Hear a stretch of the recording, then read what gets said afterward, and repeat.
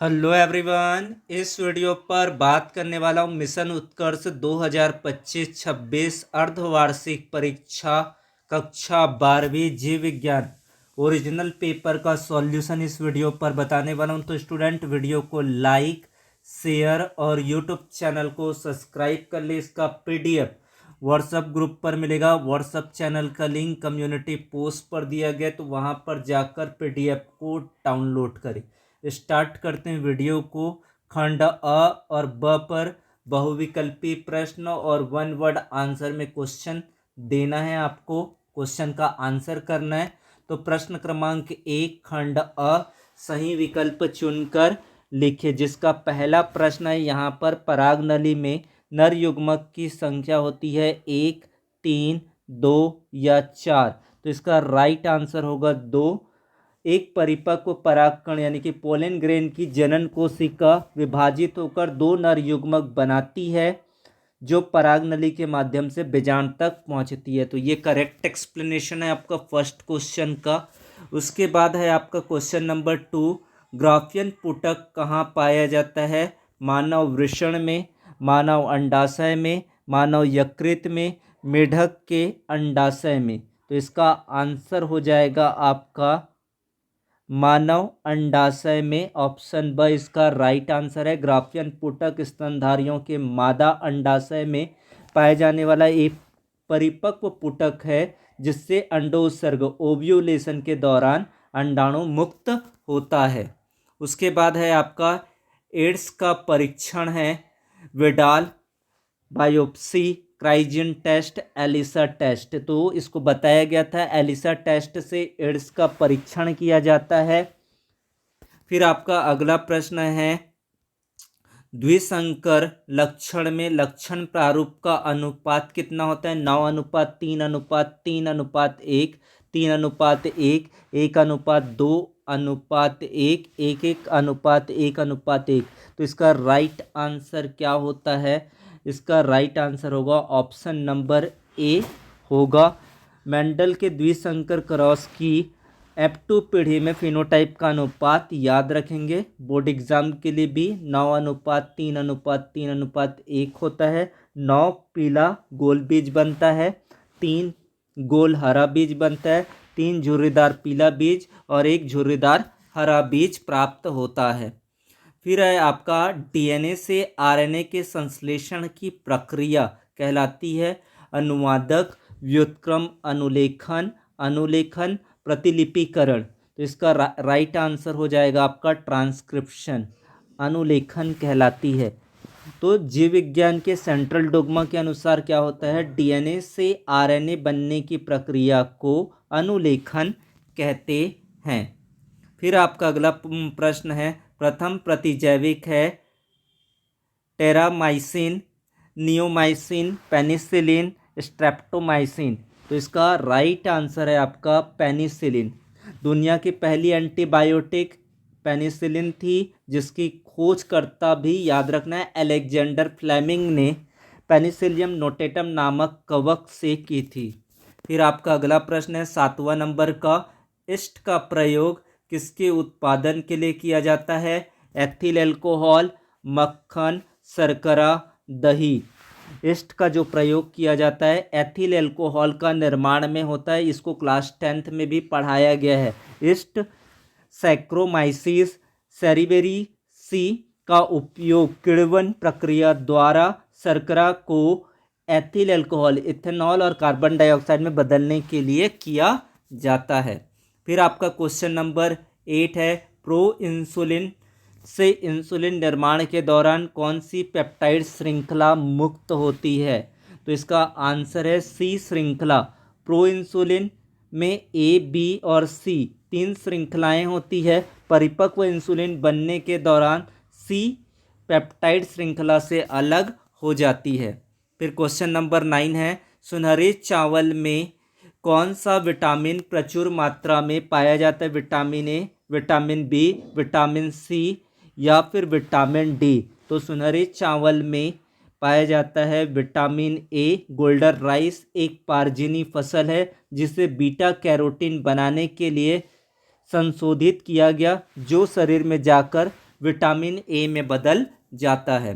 फिर आपका अगला प्रश्न है 10वां नंबर का, मत्स्य पालन हेतु लाई गई अफ्रीकन मछली जो हमारी नदियों की मूल जातियों के लिए खतरा बनी हुई हैं, कैलिरियस, ओरेजा, एल्बेकार, रोप्सो। तो इसका राइट आंसर बताना है कलेरियस।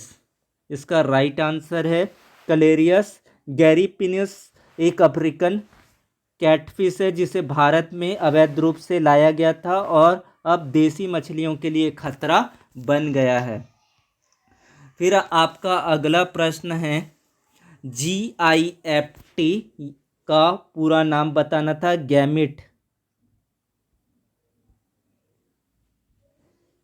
इंट्रा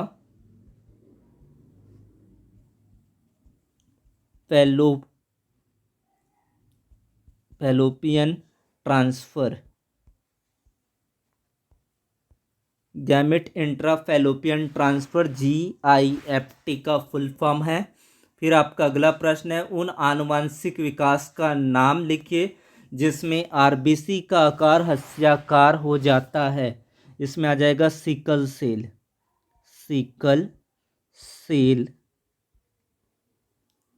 एनीमिया,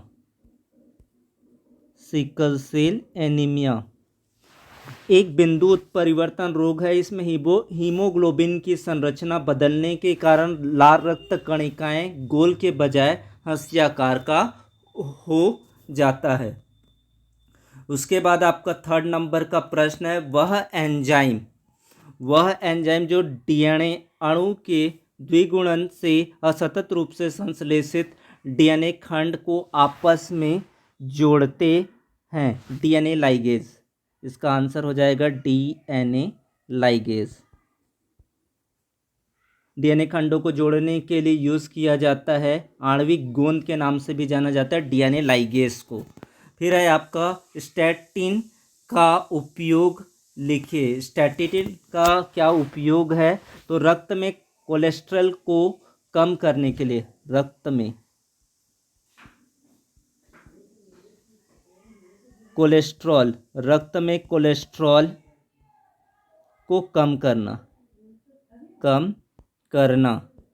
फिर आपका अगला नंबर का जो प्रश्न है क्राइजीन बॉल कृमि से किस फसल को बचाता है? कपास। इसका आंसर हो जाएगा कपास यानी कि कॉटन। इसका राइट आंसर होगा। फिर आपका आ गया है 2 नंबर वाले प्रश्न। क्या क्या पूछे गए थे? मारूला क्या है? वर्णांध पुरुष एवं स्त्री के विवाह से उत्पन्न संतानों की वर्णांधता की वंशागतिकी का आरेख बनाइए। उसके बाद 4था प्रश्न पूछा गया था टेम्पलेट रज्जुक और कोडिंग रज्जुक में अंतर लिखिए। उसके बाद है होमो इरेक्टस की 2 विशेषताएं लिखिए। 6वां प्रश्न पूछा गया था रोगों के नियंत्रण में सूक्ष्म जीव किस प्रकार महत्वपूर्ण भूमिका निभाते हैं? 7वां प्रश्न सूक्ष्म जीवों का उपयोग ऊर्जा के स्रोतों के रूप में भी किया जा सकता है, इस कथन की पुष्टि तर्क लिखिए। घास के मैदान का पारितंत्र का ऊर्जा पिरामिड बनाना है। फिर आपका आ गया 3 नंबर वाले प्रश्न आगे पूछा गया था सहोपकारिता और परजीविता में 3 अंतर लिखे। स्वस्थानिक संरक्षण क्या है? कोई 2 तरीके का नाम लिखकर उसका वर्णन कीजिए। संयोजक कड़ी क्या है? एक उदाहरण लिखिए। परीक्षणार्थ संकरण यानी कि टेस्ट क्रॉस हो सकता है एग्जाम में, बैक क्रॉस भी पूछा जाए। उसके बाद है क्या गर्भ निरोधकों का उपयोग न्यायचित है? कारण लिखिए। आर्तोचक्र क्या है? आर्तोचक्र का नियमन कौन से हार्मोन करते हैं? उसके बाद 4 अंक वाले प्रश्न पूछे गए थे बायोपायरेसी जैव एकाधिकार, इस पर टिप्पणी लिखना था, या gene bank stem cell technique इसके बारे में लिखना था। वॉटसन एवं क्रिक DNA मॉडल की सचित्र वर्णन, लैक ओपेरॉन के जीन और संरचनात्मक जीन की संरचना का सचित्र वर्णन कीजिए। ये प्रश्न दिया गया था। फिर 5 अंकों पर क्वेश्चन आ गया था परागकण का नामांकित चित्र आरेख बनाकर निम्न भागों का प्रमुख कार्य लिखे। बाह्य छोल, जनन छिद्र, जनन कोशिका, भ्रूण कोश का भी नामांकित चित्र पूछा गया था। अंड कोशिका, ध्रुवी केंद्रक, सहायक कोशिका। फिर आपको क्वेश्चन बताया गया था किशोरावस्था में ड्रग एवं अल्कोहल के सेवन की आदत पड़ने की संभावना अधिक होती है। किशोरों को ड्रग एवं अल्कोहल के कुप्रभाव के रोकथाम के 5 उपाय लिखिए। डीएनए पुनर्योजन तकनीक क्या है, इसके चरणों का वर्णन कीजिए। पॉलीमरेज चेन रिएक्शन क्या है, इसके चरणों का वर्णन कीजिए। तो इस तरीके से पूरा पेपर पूछा गया है।